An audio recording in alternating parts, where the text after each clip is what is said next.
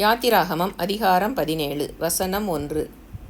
பின்பு இஸ்ரவேல் புத்திரராகிய சபையார் எல்லாரும் கர்த்தருடைய கட்டளையின்படியே சீன் வனாந்தரத்திலிருந்து புறப்பட்டு பிரயாணம் பண்ணி ரெவிதீமிலே வந்து பாளையமிறங்கினார்கள்.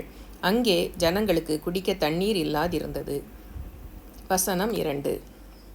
அப்பொழுது ஜனங்கள் மோசேயோடே வாதாடி, நாங்கள் குடிக்கிறதற்கு எங்களுக்கு தண்ணீர் தர வேண்டும் என்றார்கள். அதற்கு மோசே, என்னோடே ஏன் வாதாடுகிறீர்கள்? கர்த்தரை ஏன் பரீட்சை பார்க்கிறீர்கள் என்றான். வசனம் 3.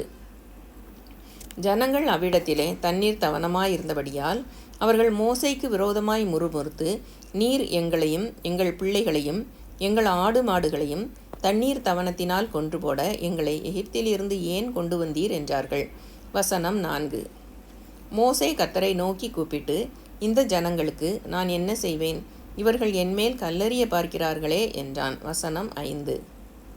அப்பொழுது கர்த்தர் மோசேயை நோக்கி, நீ இஸ்ரவேல் மூப்பரில் சிலரை உன்னோடே கூட்டிக் கொண்டு நீ நதியை அடித்த உன் கோலை உன் கையிலே பிடித்து கொண்டு ஜனங்களுக்கு முன்னே நடந்து போ.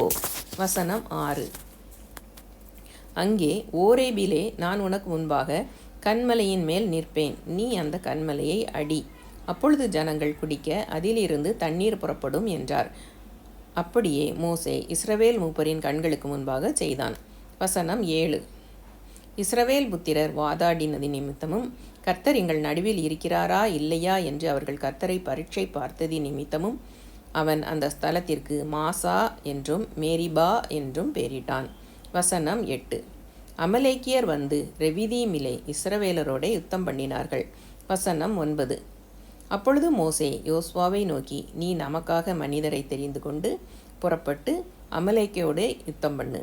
நாளைக்கு நான் மலையுச்சியில் தேவனுடைய கோலை என் கையில் பிடித்து கொண்டு நிற்பேன் என்றான். வசனம் 10.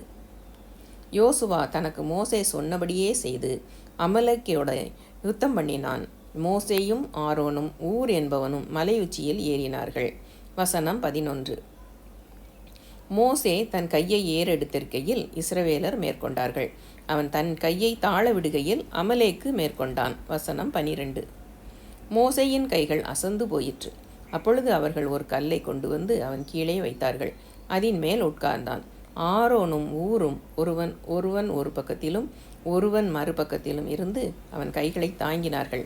இவ்விதமாய் அவன் கைகள் சூரியன் அஸ்தமிக்கும் வரைக்கும் ஒரே நிலையாய் இருந்தது. வசனம் 13.